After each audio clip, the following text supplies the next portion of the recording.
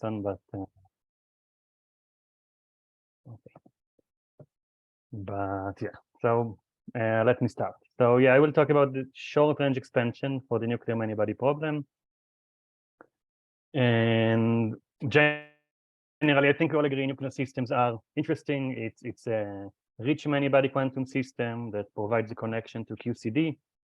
It's important for studying formation of elements, stars, galactic structure, neutron star. It's also important for fundamental interaction symmetries and beyond standard model studies.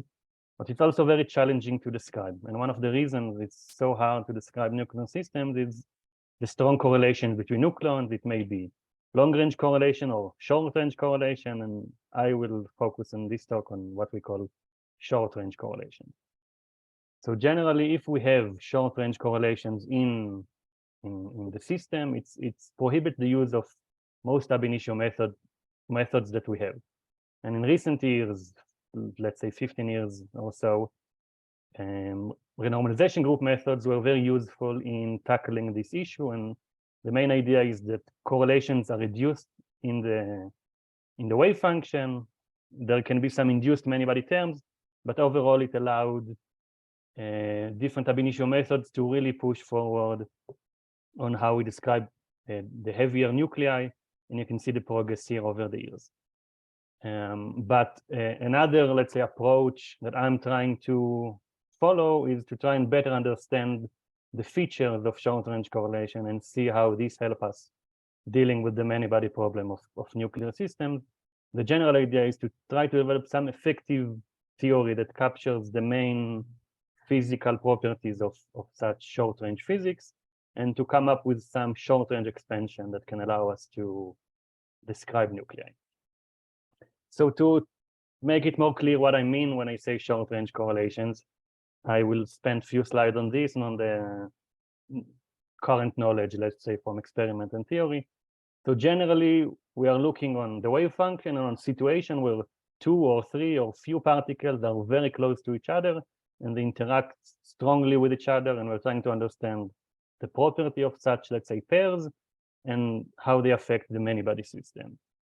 And to make it clear, we can start with the simplest example, comparing a system without any correlation. So if we look on a mean field picture of a Fermi gas, the momentum distribution will be just flat. The one-body momentum distribution will be just flat up to the Fermi momentum, and there are no particles with momentum above the Fermi momentum. You can also look on the two-body density, the probability of finding two particles with some relative distance r. And also in the Fermi gas model, if we ignore some Fermi correlation, it will basically be flat. But if we solve the many-body problem with the full many-body interaction, we'll actually see that there is some particles with high momentum. And also you can see sometimes some depletion at short distances, so particles that push each other apart once you include the specific interaction between them. And these are some of the famous known effects of short-range correlation. Inducing particles with high momentum and this depleting the probability of particles to be very close to each other. And now, how is it studied experimentally? So the main way to study this kind of correlated particles at short distances, and mainly pairs of particles, is using large momentum transfer quasi-elastic reaction. The basic idea is that we have some, let's say, electron probe that scatters on the nucleus, but you can choose the kinematics in a wise way such that it actually transfers momentum to a particle that is part of this correlated pair, two particles very close to each other. And as a result, they are knocked out of the system and we can measure them. And one thing that was seen in such experiment, for example, here, this is one of the first experiments to really identify such pairs. You can see here, this was actually with a proton probe on a carbon, and they see a proton-neutron pair coming out of the nucleus. And what you can see here is the neutron momentum in the x-axis, and you can see, you can see whenever the momentum of this particle is small, the angle between the neutron and the proton is all over the place. It can be any momentum, any angle. But whenever they see a neutron coming out with high momentum, you can see here, and this is the Fermi momentum. So all momenta here are above the Fermi momentum. you can see that the angle between the proton and the neutron is around 180. So they're actually coming out, or their initial momentum was back to back.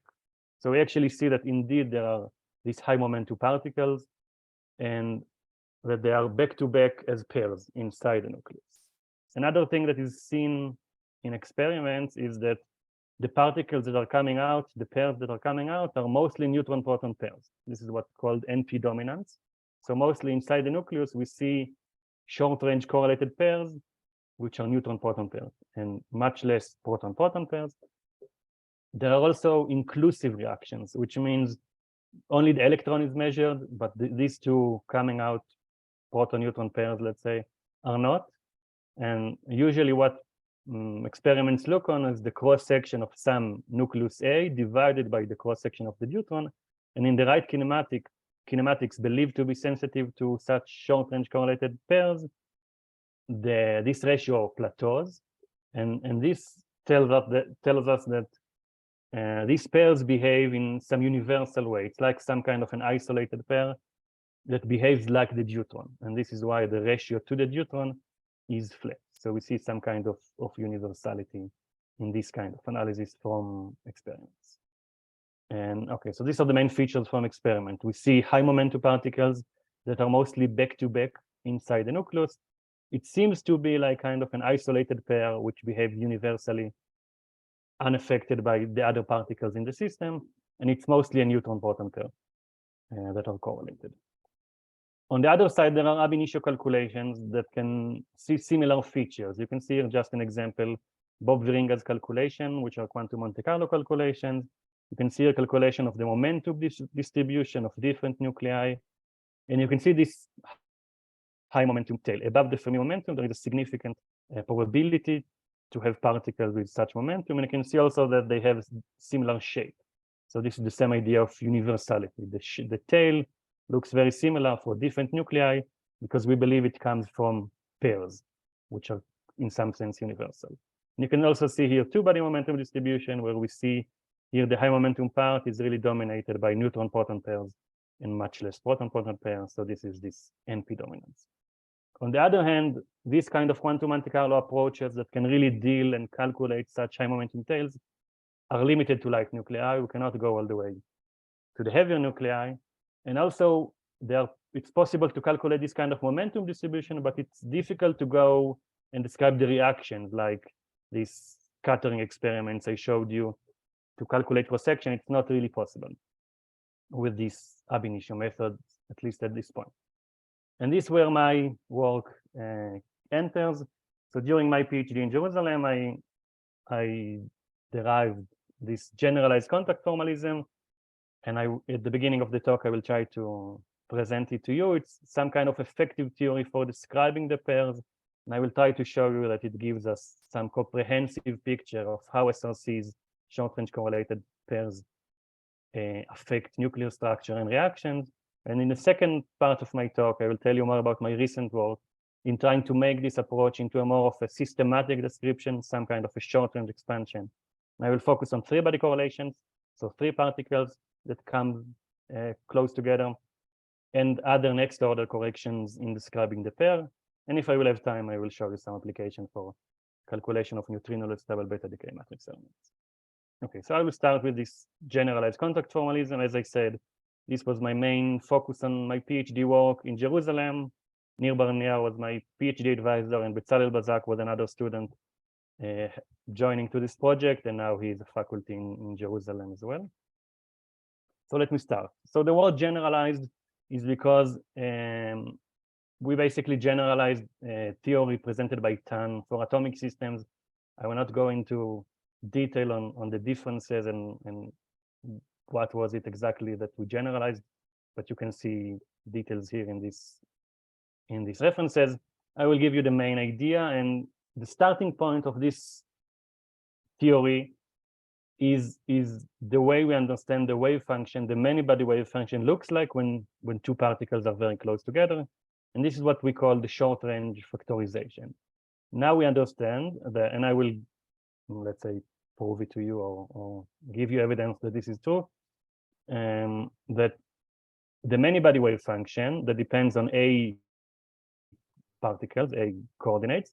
If two particles are very close to each other, the wave function actually factorizes into a universal function that describe this pair. You can think of two particles very close together. They interact strongly with each other. So this is some kind of an isolated description of the pair in a universal function that can depend on the potential. And then there is another function describing all the rest of the particles, the red particles that are not interacting strongly with this pair. And this will be a nucleus-dependent function. So this should be universal, does not depend on the nucleus. And of course, all the rest will be nucleus-dependent. And since this is a universal function, we can, in principle, easily calculate it by solving the two-body Schrödinger equation with zero energy. Now, what does it give us if we accept this form of the wave function in short distances? We can look on some operator O, and let's assume it's a short-range operator. And if we take this expectation value of O, assuming this factorized form, we will have a factorized form of the expectation value. And you will see here some number. This just comes from A, right? The norm of A with itself. And this is what we call the contact. It basically tells us about the number of pairs we have in the system. What's the probability to find two particles close together? It will depend on the nucleus, but it will not depend on the operator. So if we look on different operators, it will involve the same scaling factor, this contact. And then once we have this pair close together, they behave like a universal two-body system that gives us the dynamics. It's universal, and as I said, it's generally simple to calculate because it's just the two-body problem. And then the situation is a bit more complicated than I presented, because the different pairs can have different quantum numbers. So instead of this one factorized term, we can have here a sum of different quantum numbers, the spin, the orbital angular momentum, and so on. And for each quantum number, we will have a specific universal function. And then we have three kinds of pairs. So we have proton-proton, neutron-neutron, proton-neutron pairs. So eventually, we don't have this single contact with single scaling factor, but we have three matrices. And these are three matrices because we have three kinds of pairs, these three. And it's a matrix because of these quantum numbers, the different possible quantum numbers of the pair. And then among these generally infinite channels that can contribute here, we understand that at short distances, we will be dominated by S-wave. So particles will be close together mainly with an S-wave quantum number. So eventually we have two leading channels, which are the deuteron channel, which is S-wave and D-wave coupled together with the tensor force. They are spin 1 and isospin 0. So it's only relevant for proton-neutron pairs. Then we have another channel, which is isospin 1, so relevant for all channels. It's pure S-wave and spin 0. So these are the main channels for pairs to get close together inside a Manybody system. And as I told you, I gave you more or less of an intuitive picture for this factorized form of two particles strongly interacting with each other. But now there are also different derivations, more mathematical derivations that lead to this kind of factorized form in short distances. You can look on the work of Scott Bogner, Dick Ferenstahl, and Anthony Tropiano based on RG arguments. And we have also a recent work on coupled cluster, based using coupled cluster expansion by Sarbeck from Jerusalem, that is also explaining this kind of factorized form of the wave function. You can see here, as I told you, these functions can be calculated because it's a two-body system. You can see the calculation using one potential, the AV18 potential, for example, here in momentum space. And one of the known features is this node that you see here. So the spin 0 functions have this node at around 2 inverse Fermi. And here you can see the blue line is the deuteron wave function, so in the deuteron channel. And this is the main reason for the proton-neutron dominance, the fact that the deuteron channel do not have this node here. Okay, but let me go back to the idea of the generalized contact formalism. And now, after I presented you the general idea of factorization and these contact parameters, my general focus during the PhD work was to try to relate these contacts that give us the probability to find the correlated pair in the nucleus to different quantities in nuclear systems. In a way, we can understand the effects of such pairs on different quantities. And you can see here in this diagram the different quantities that we described. You can see here the different distributions, like in coordinate space momentum distributions, also photo absorption, cross sections, and electron scattering that I told you are the main way to probe those pairs experimentally. So I'll try to give you some taste of these relations before I go to more recent work and how they are all connected to the same nuclear contact and how it gives us this consistent picture of the effect of such correlated pairs. So I'll start with the simplest relation. This is the probability, the two-body density, the probability of finding two particles in relative distance r. Right? If we look on short distances, small values of r, we will get this factorized form, and specifically if this O is a delta function, which leads to this two-body density, we'll simply have this two-body function squared times some factor, which we call the contact. And we can compare it to ab-initio calculations. You can see here, again, quantum Monte Carlo calculation by Bob Viringa. And you can see here the solid lines are the full many-body calculation in the quantum Monte Carlo, here for proton-neutron pairs, here for neutron-neutron pairs, for boron 10. And the dashed lines are simply these two-body functions with some fitted scaling factors. And you can see that below 1 Fermi, we can really describe nicely the many-body calculation using this universal function calculated just for two particles.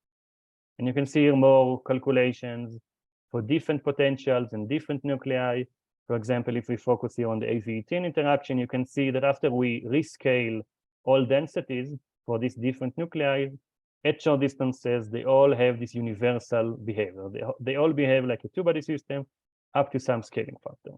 And if we look on different interactions, for example, here some chiral softer interaction, you can see that the behavior is different. So this is but different nuclei behave the same. So it's universal after you choose a specific model for your interaction. Then according to this interaction, two particles slowed together will behave like an isolated two-body system. So this is on the two-body density. We can also look on momentum distribution. So this is two-body momentum distribution. You can see here similar quantum Monte Carlo calculations. And for large momentum, now you can see that with this dashed line, which are simply, again, universal function times a fitted value of the contact, we can really describe the results of the full many-body calculation at high momentum. And again, you can see here more calculations for different potentials. What you see here now is the many-body calculation divided by the universal function. So whenever you see this plateau at high momentum, this is where we describe nicely the many-body calculation using our two-body universal function. Now, as I told you, these contacts here, right, the number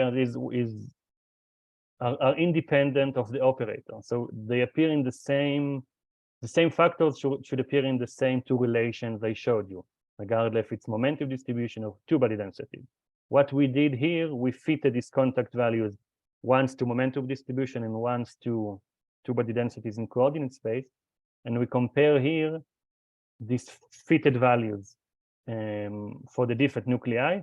So what you see here is the deuteron channel spin 1 contacts as extracted from coordinate space divided by the extraction from momentum space. And when you see that it's agree with 1, it's really show you this consistency. So indeed, for different relations, we're using the same scaling factors as we expect. So we understand it's really coming from the same kind of pairs, and we have this consistent picture. Here we do the same for the spin 0 function. You can see that there are some potentials, so the different colors are different potentials. And this specifically, these two green and blue extractions, you are using this chiral interaction. And this is the only case we see some inconsistency, which we are still trying to understand.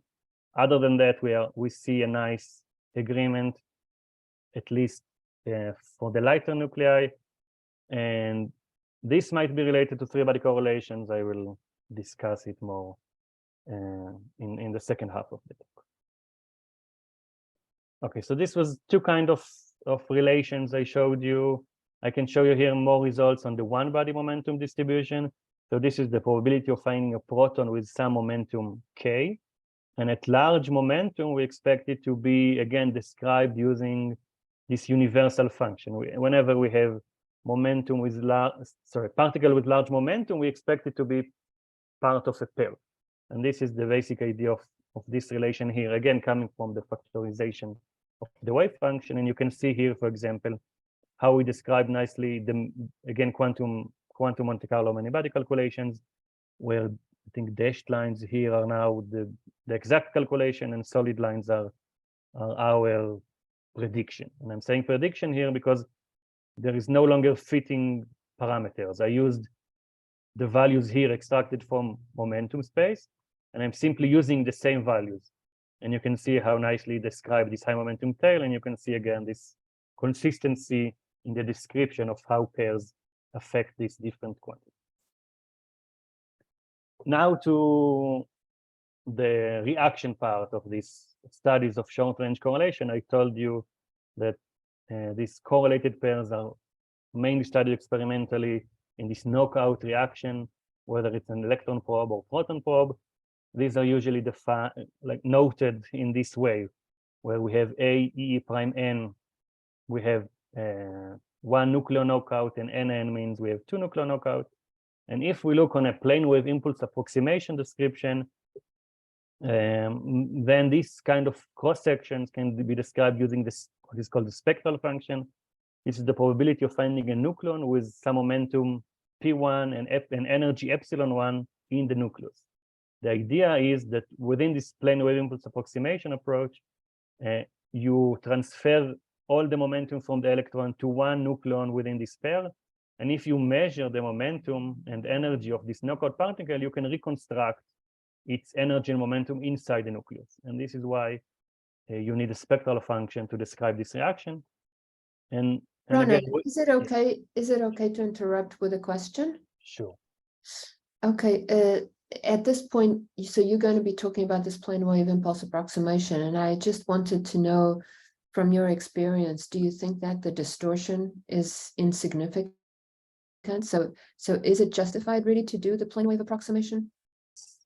So it seemed that in these kinematics where these experiments are done with, where this is a very large momentum transfer, and they choose the energy transfer in a smart way as well, seems to be mostly justified. There are other corrections included in the reaction, like the probability that this knockout particle will actually be reabsorbed, or it will become, let's say it was a proton, but there will be some charge reaction on the way out. But these are done, let's say, in a second step, and not as part of the quantum mechanical description, let's say. It seems to be a good approximation, but I'm not sure there are very detailed FSI calculations, for example. Okay, so there hasn't really been a benchmark between this method and the less approximate one? No, so I'm working now on including some FSI calculations to check it, but I'm not sure there are very detailed FSI calculations. Okay, thank you. There is some work. I mean, there is a work in the way the experiments are done, different Glauber analysis and so on, to try to minimize those effects.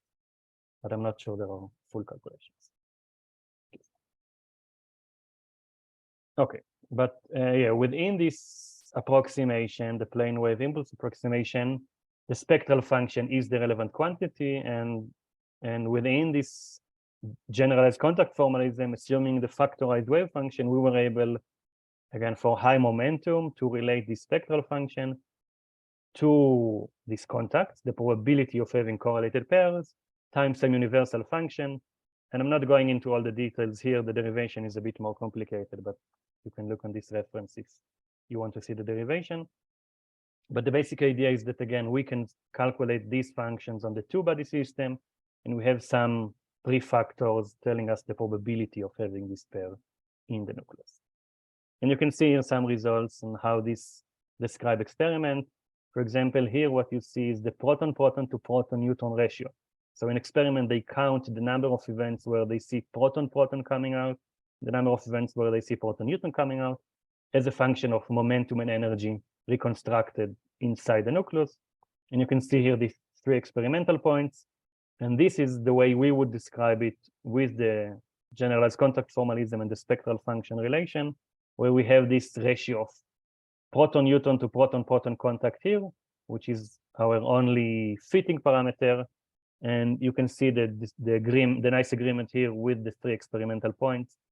And another important thing here is this ratio of contact that we fit to the 3 experimental points agrees with the contact values I showed you before, extracted, for example, from ab-initio calculation. So you can see again this, let's say, consistency and connection between the ab-initio calculations and experiments here. So this was one of our first work describing experimental data, and the new approach that came up from these developments is that now the experimental groups, the leading experimental groups doing this kind of reaction started using our spectral function as the base for some event generator that is now using to simulate those experiments, to analyze the data, and even design new experiments. I can show you here quickly some of the first results from this paper. So first of all, without going into details, you can see that there are much more detailed experimental data. And this is thanks to the use of this event generator that allows a more careful analysis of the data. And this is PP over P ratio, so number of proton-proton events divided by the number of events with at least a leading proton, regardless of what is the other nucleus. And you can see the different bands here are coming from the generalized contact formalism calculation of spectral function. And you can see that basically whenever realistic potentials are used, they describe nicely the data. Here there is some simplistic AV4 prime interaction, which is missing some basic ingredients, and therefore it doesn't describe the data. And I will not go into details here, but you can see just quickly a lot more detailed data that agrees nicely with most of the calculations. And then it really became a useful tool for the experimentalist group to analyze their data. And you can see here many more papers that followed with a nice description between the theory and experiment. And again, with consistency, with the contact values and direct connection to the underlying interaction. So we can use different models of interaction. Okay, look on the time. Okay, so this was the first part of my talk about the basic ideas of the generalized contact formalism. And I want to move to more recent works I've been focusing on. And this is trying to go forward from, let's say, the first leading description of correlated pairs with the factorized form and understand what other corrections should come up and how do we make it to some kind of a more systematic description. So as I stressed, the main, let's say, ansatz behind this formalism is this factorized form at short distances. And I really showed you that this is valid. At short distances, when we solve the Manybody problem, let's say in a quantum Monte Carlo approach, we see this universal behavior at short distances, and we understand this factorized form is valid there. But what are the corrections? So two, let's say, main corrections that can be from three-body correlations. What happens if these two particles are close together, but there is another one also close there? How does this break or affect this factorized form? And then the other question we can ask is, what if this pair is not very close together? What if they are slightly further apart? How can we add more terms here maybe that will allow us to go to larger distances? So I will start with the three-body correlation part and then go to this expansion to larger distances. Okay, so three-body correlation, this is based on a recent work with Stefano Gadolfi here in Los Alamos. And this was very recently uploaded to the archive. So as I say, the general idea is try to ask the question of what happens if I have three particles close together. And unlike the two-body case, the case of pairs, there is basically no experimental signal of such correlated triplets. never three particles were seen flying out in a clear way that can be identified as coming from three particles correlations. And also on the ab-initio side, there are no clear calculations that are sensitive to such triplets that you can say, okay, this is coming from triplets. And on the theory side, from the contact formalism, I would say the main question is, if three particles are close together, do we expect to see some kind of three-body factorization? Will we have a three-body universal function describing this triplet times some background, or something else happens? So if we think this is going to be the case, that the many-body wave function will factorize to a three-body system times an A-3 system in something describing this triplet, we can think about the quantum numbers that are relevant for the three particles. So generally, the good quantum numbers are parity, angular momentum, and isospin. And if we are looking on close together triplets, we expect S wave to be dominant. And S wave come with a positive parity. Then on the spin of three particles can be either half or three half. Combined with this S wave, we have 1/2 or 3/2 also for J. Now, if you are considering three particles close together, so the symmetric isospin function of T equal 3/2 should be suppressed by Pauli blocking. So three protons should not be close together. And similarly, so we have T equal 1/2 dominant at short distances. And similarly, on the spin side, also the symmetric function. So three spins up should not be close together from Pauli blocking. And if again combining with L equals 0, we should have J equal 1/2. So at short distances, we really expect these quantum numbers to be dominant, and we expect to have a single leading channel when three particles are close together, if indeed they behave like some kind of a universal isolated system. These are exactly the same quantum numbers of helium-3, so we might see that triplets in heavier nuclei behave like helium-3, and we expect to see T equal 1/2 dominance, as I said, from Pauli blocking, and some kind of universal behavior like helium-2. So let's see if we can see some evidences in actual many-body calculation. And what was the focus on this work is trying to identify some three-body density we can calculate in an ab-initio method that can really study such triplets. And we use the auxiliary field diffusion Monte Carlo, and this is the expertise of Stefano from Los Alamos. And so what we are looking on is this three-body density as a function of the three sides of a triangle. So we have R12, R13, and R23, and we calculate the probability of finding three particles within a many-body system in these different configurations. We can look on projection to T equal 1/2 or T equal 3/2. At this point, we're using a specific two-body, many-body nuclear interaction here, this chiral interaction with a specific cutoff, specific parameterization of the three-body force. And we're looking on these four nuclei. So we have helium-3, helium-4, lithium-6, and oxygen as the nuclei we can solve at this point. So I'll show you some results for this many-body calculation. And what you see here is first comparison between T equal 1/2 and T equal 3/2.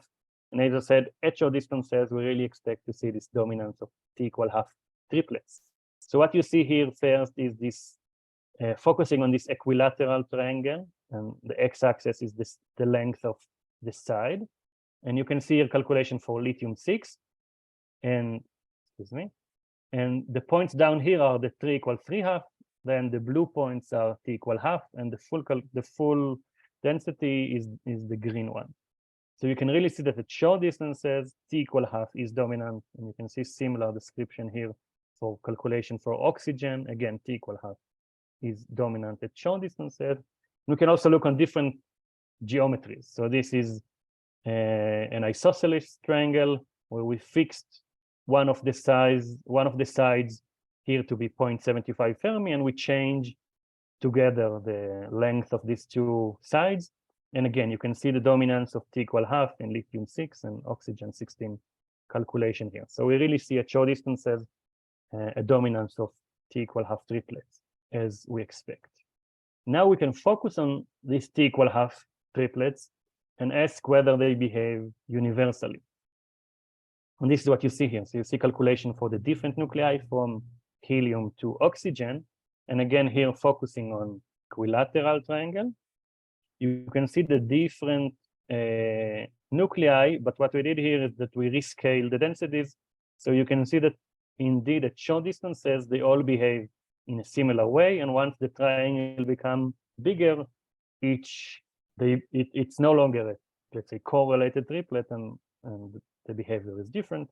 And again, you can see it in a different geometry. Again, this isosceles triangle. And again, you can see that they behave in different nuclei. The triplets behave in the same way. And I do want to emphasize that it's the same scaling factors on the left-hand side, on the right-hand side. And I can look on different triangles, and I'm always scaling by the same factor. So this is some, let's say, general scaling factor describing the triplet. And this is like a three-body contact that we have here. It does not depend on the geometry of this triangle as long as the three particles are close together. And now I said t equal 3/2 is suppressed, but actually we can see universal behavior also there if we focus on such triplets.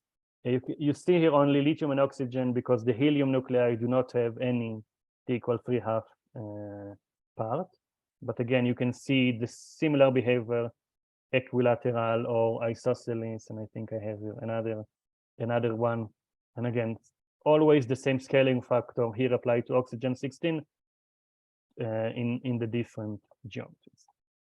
So we really see this nice universal behavior at short distances of triplets. Now I told you we have this scaling factor that puts different nuclei in agreement with helium-3.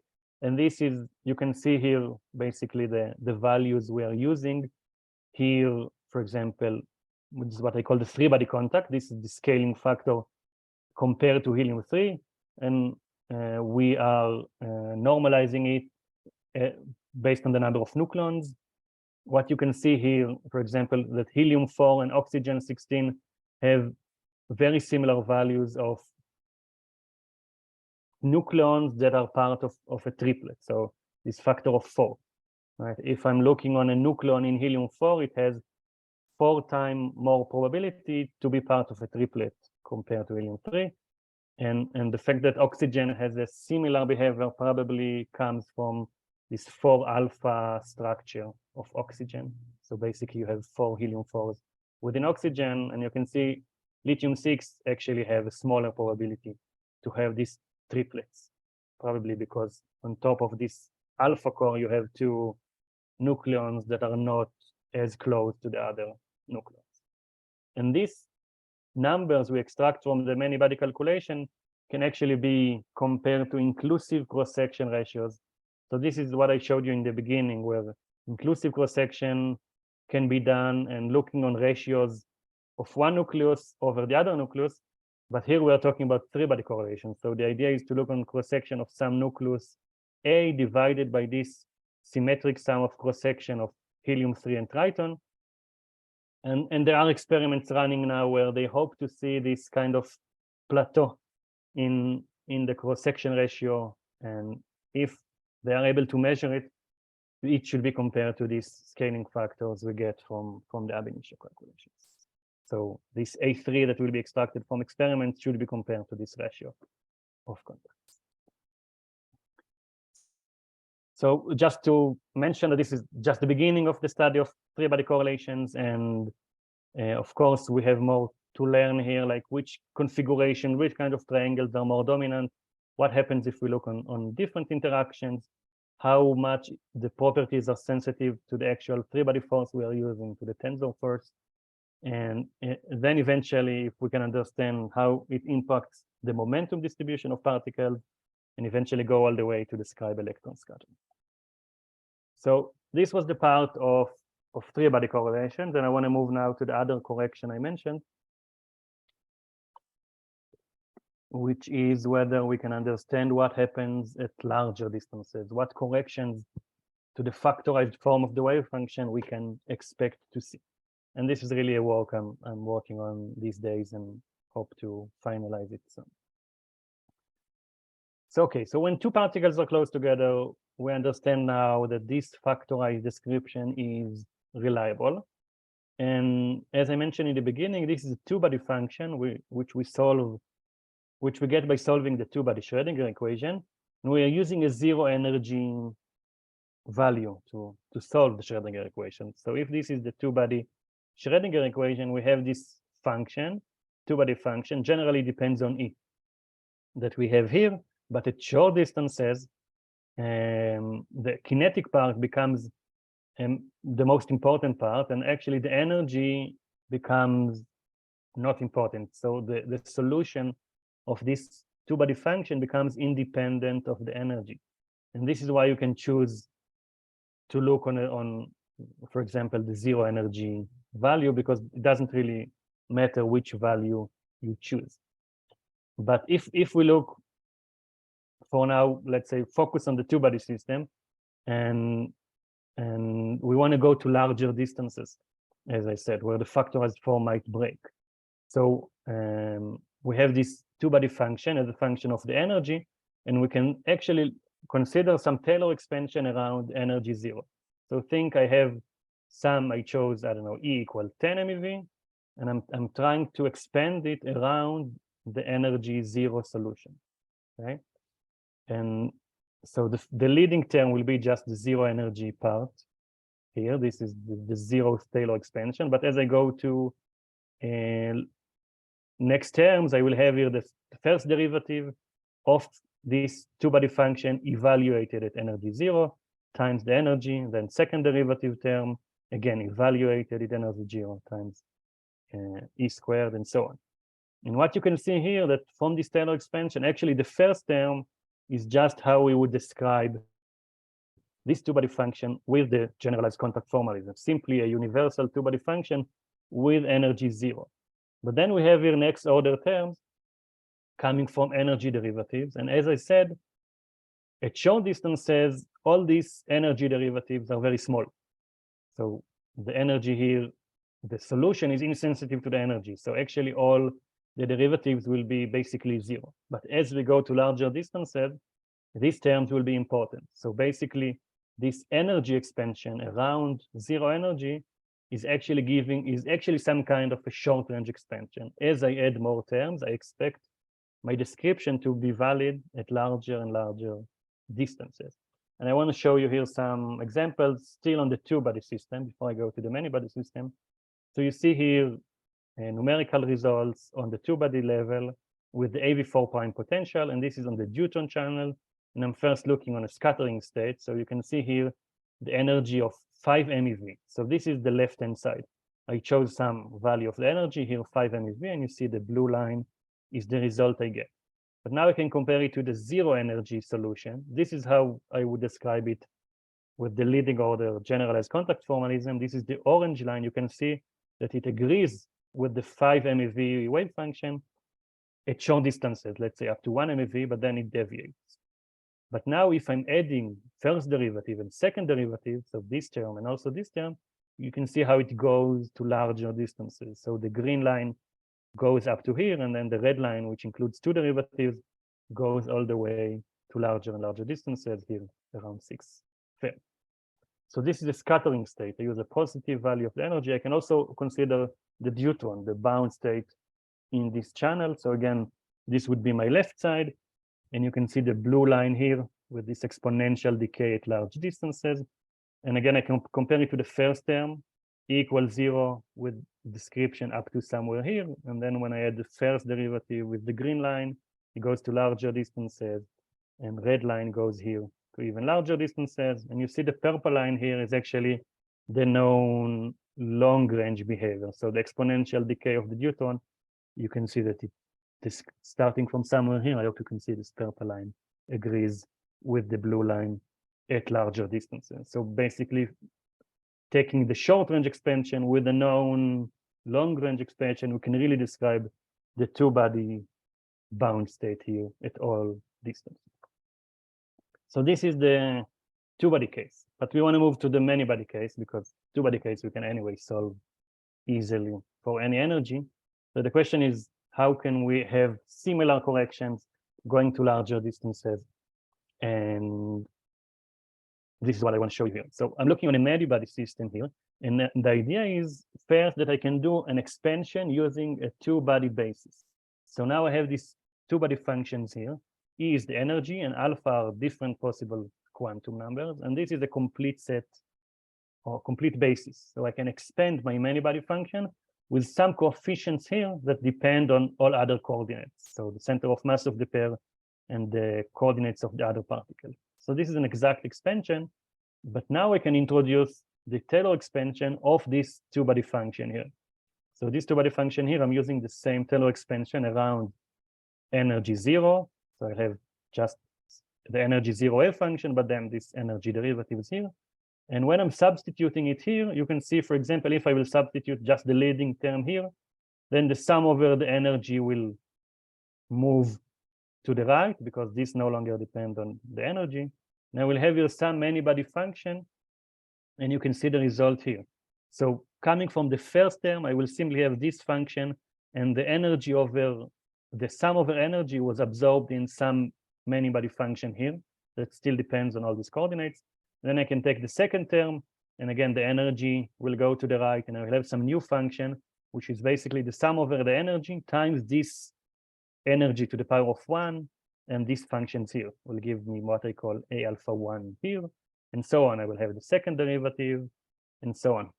So what you see here is basically that the first term just give me the factorized form of the wave function, but then the next term are giving me this kind of corrections to the initial GCF factorization. So this is just what I showed you in this first half of the talk.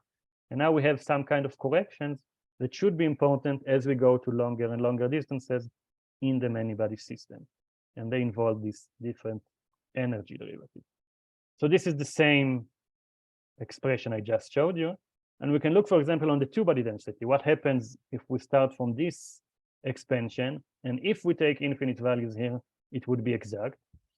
And what we see here is basically this first term of the two-body density will just come from this term here closed with itself. So in both bracket in this two-body density, and this is the same term I showed you before, but now we'll start getting some new terms here that we expect to be important at longer and longer distances. So for example, if I have the interference term between the first and the second term will give me this function. So no derivative here, but one derivative here, and I will have a new scaling factor, new contact, if you want some NLO contact, which are defined here. So this is C01 will involve the matrix element of this Manybody wave function with this, as it is written here. And I will get here some infinite sum of terms of this form involving some derivatives, some multiplied by these contact values. And now the idea is that we need some kind of, let's say, power counting, some kind of a way to order the different terms. So what we expect that we have two relevant parameters, the number of energy derivatives. As I add more energy derivatives, as I showed you already in the two-body case, it becomes less important in short distances. So as I go to larger distances, I will need to add more energy derivatives, but I have another complication here, which is this sum over quantum numbers. So I said at short distances, S-wave should be important. But as I go to larger and larger distances, and maybe I add energy derivatives on S-wave part, I might need to introduce a leading term of a P-wave, and so on. At some point, when I add more energy derivatives, I might need to enter a D-wave contribution with less energy derivative. And the question is how we can organize it in a systematic way.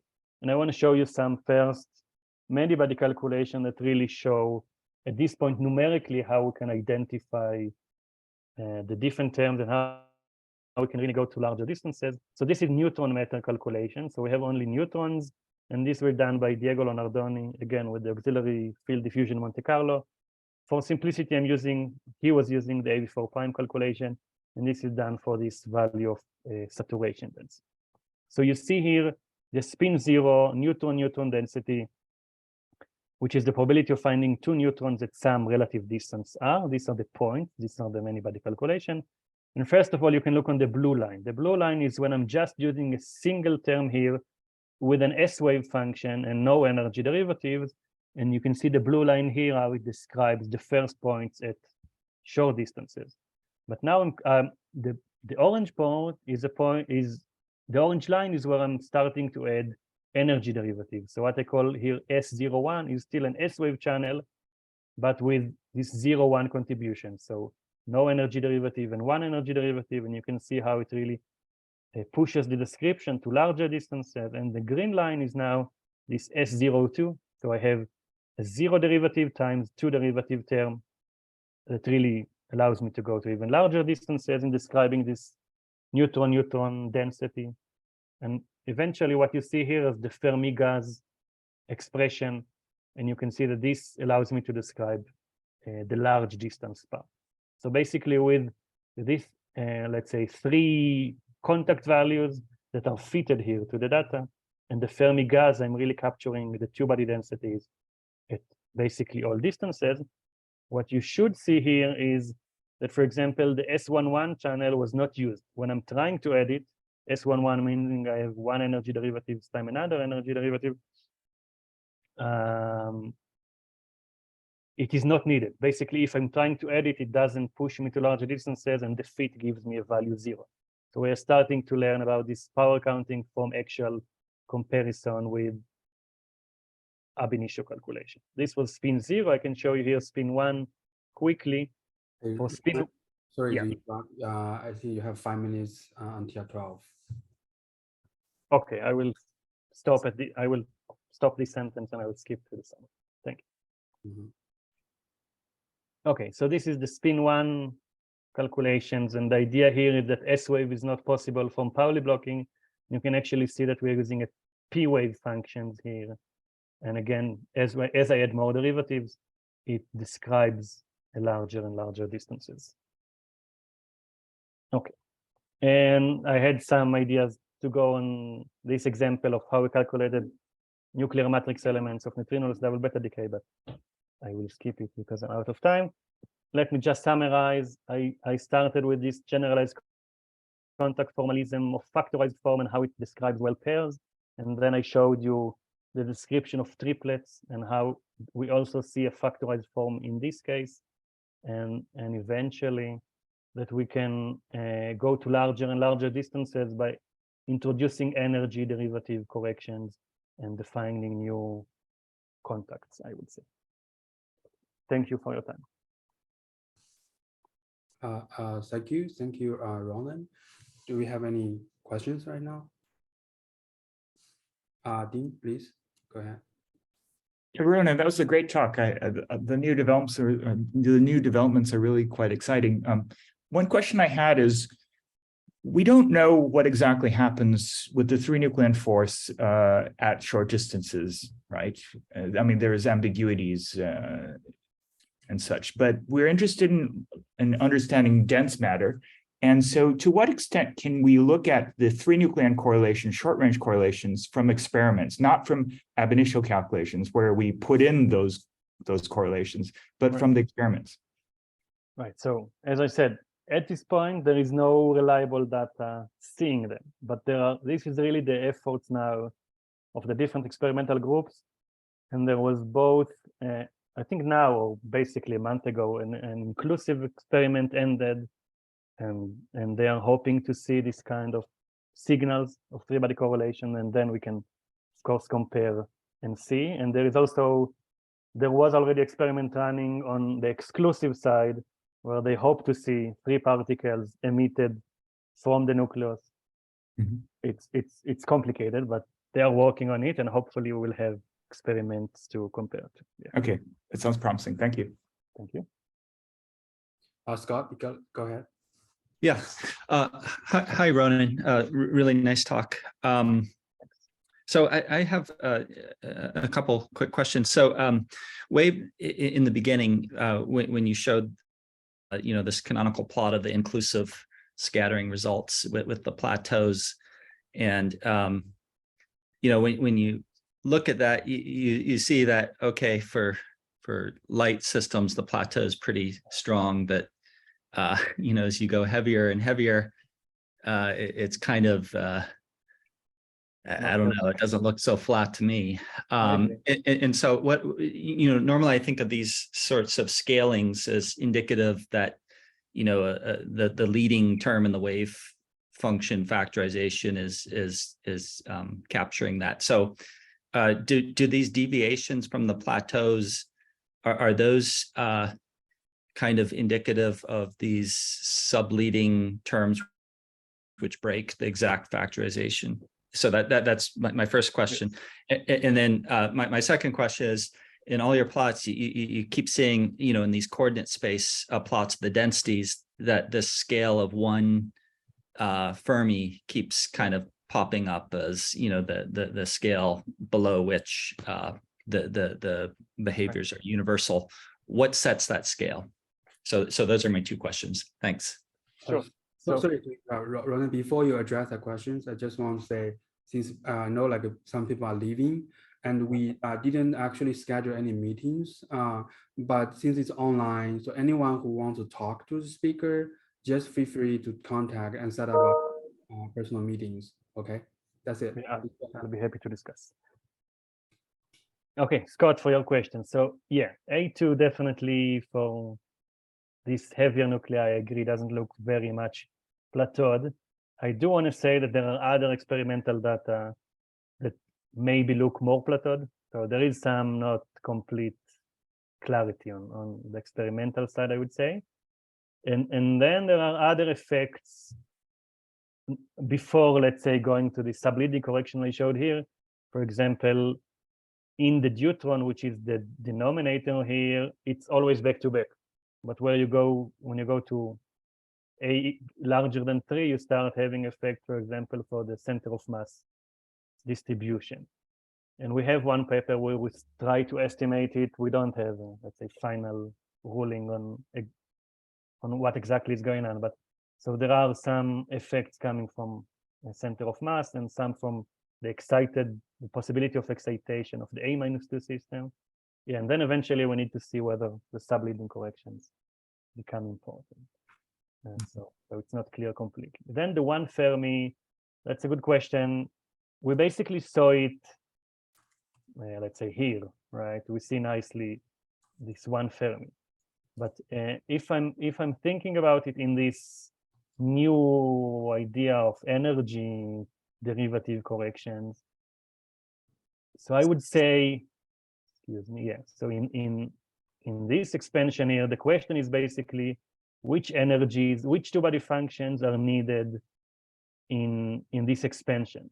So if this many-body function requires, for some reason, very large values of energy, then this term will be good only for small values of distances. So if I'm looking on the two-body system here, if I showed you, let's say, E equal 100 MeV, then the description will be pushed to very smaller values of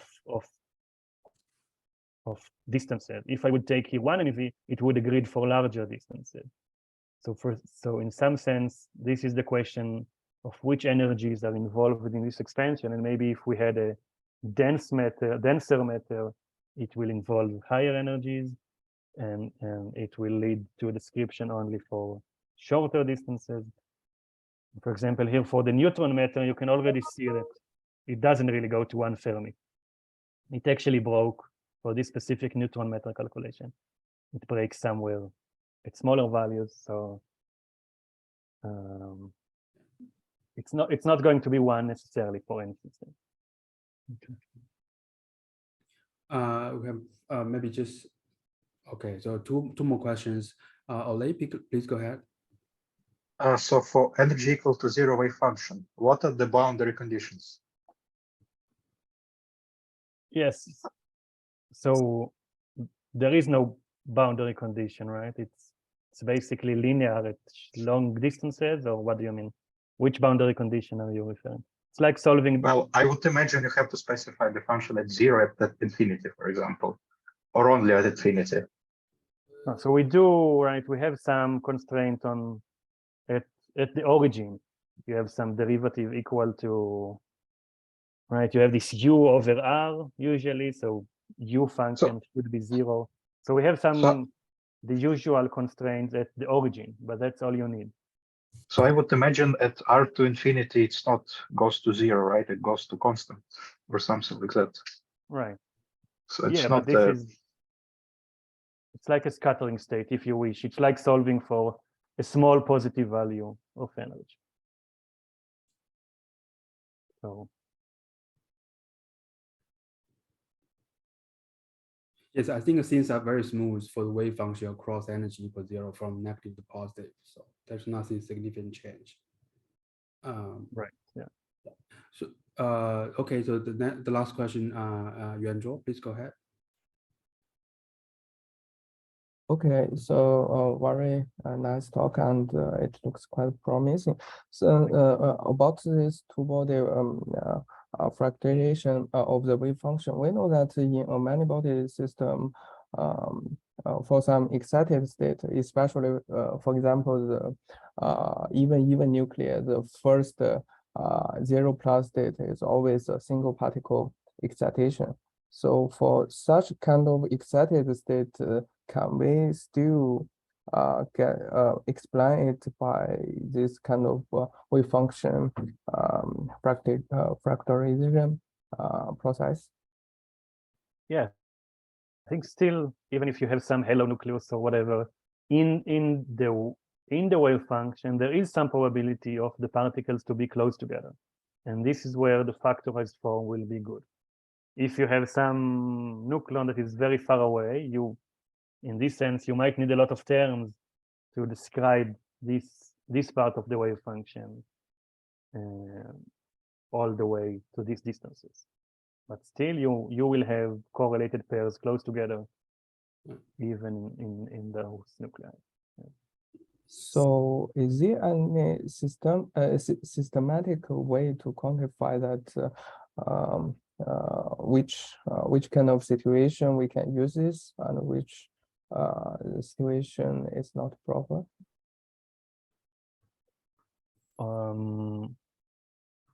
Yeah, I'm not sure exactly what you mean. You just said for some situation, if the two particles they have a long range correlations or something, it's not suitable in this situation, right?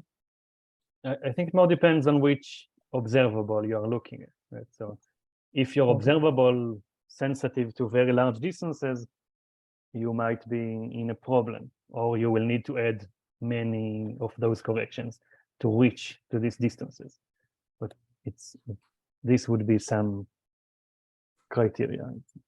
Okay, thank you. Sure. Yeah. So I think I would like to have some follow-up discussion with you, Ronen, later. But for now, let's just close this seminar. Let's thank the speaker again, and sorry, just virtually, and then and yeah, see you. Okay. Thank you all. Thanks, Ronen. Yeah, it's very interesting talk. So Ronen, Thanks, Ronen. Actually, those derivatives, things like Dean Lee student Avik and I actually were also looking at those things, but in different contexts. We can continue our discussions on that. I think Sure.